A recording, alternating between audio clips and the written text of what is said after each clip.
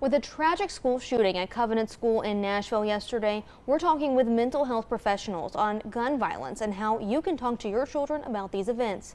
Dr. Tim Perry with Frontier Health joins us today on First at 4 to talk about this important topic. Thank you so much for joining us, especially on such short notice, but we'll go ahead and get right into it. Obviously, we know that this is such a terrible tragedy. And how can parents talk to their kids in an age-appropriate way when it comes to incidents like this? I think the starting point is asking your children what they know about this. What have they heard? What are people saying about it? Kind of get a perspective for what their thoughts are, where they're at, what they've heard. Constantly reassure through the conversation that they're safe, and their safety is paramount at the school and at home. Give time to talk to them. Don't just rush through it, but listen to them. Literally be available to them to hear what they're saying. Let their questions guide that conversation. You may be asking them, what have you heard? How do you feel about what you've heard? What are other people saying? What are you feeling now about your school? So let their questions guide you. Emphasize that violence is never a means to solving problems. Always have a plan for them to talk about who they can go to at school for their fears or concerns, and emphasize with them the importance of knowing that there's a lot of adults that have put their safety paramount at that school. And speaking of that, what are some good ways to calm their fears while also teaching them to be proactive about their own safety? Well, for young children, it may be just having a conversation about what the school is that makes it safe, like the doors that lock, resource officers, those kinds of things, people checking in. Have a safety plan with them. If you're feeling afraid at school or something have you concerned or you're worried about, who do you go to? Is it your school counselor? Is it a teacher, a resource officer? Who can you go to talk about those fears and have that discussion? And always have the door open for them to come to you as a parent to talk to you about the things that they're afraid of or concerned with or worried about.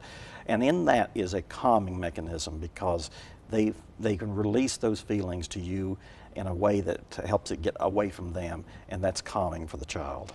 And we know that this is going to continue to unfold over the next few days as information comes out.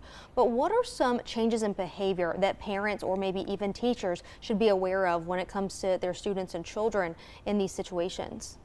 I think monitor how much they're exposed to the release of information. Watch for things like inability to sleep, nightmares, more anxious about going to school, more worrisome thoughts and trouble getting those words out. For young children, it may not be that they can express their feelings. It may be in their behaviors, more acting out, more irritability or clinging behaviors, not wanting to leave home or not wanting to leave a parent. When you start noticing those becoming extraordinarily abnormal, then's a time to be mindful that there could be something more going on. And obviously we know that, again, as this information comes out, I'm sure that parents also might have some heightened anxiety. What are some ways that they can cope as well, but while also making sure that their children maybe don't see their fears as well? I think it's important to normalize the fact that all of this affects us as adults as well as it does kids. Fear, the anxiety, the anger, the sadness, all of that's going to affect us. So normalizing that as a parent first for yourself. Maybe talking to someone else, another parent, about what your feelings are. If you're concerned about the school, talk to someone at the school. Help them tell you what their safety plan is at that school. And then when you speak with your child, try to do so in a way that is calm, reassuring, and not overreactive to what's happened in this event, even though it's a very tragic situation. And we know that this tragedy has also impacted teachers and those in the education field. What advice do you have for them as well right now? One is, don't overemphasize about the event. Don't belabor it. Don't focus on it so much. Be prepared to address it, whether it's in a school classroom or in a counseling office, and focus on something positive with this. I think it's important to tell our students that tragedy is horrible, and it's a horrible thing that's happened. But what could we do here, 4 hours away from that school, that can make us feel like we're contributing in a positive way from this tragedy? One thing could be, tomorrow, have your students go by a resource officer, a teacher, a counselor, those people responsible for keeping the school safe, and say thank you. Thank you for making my school safe. Thank you for being there to protect me. It helps them feel valued in the work that they're doing, putting their life at risk and laying their life on the line to protect our children.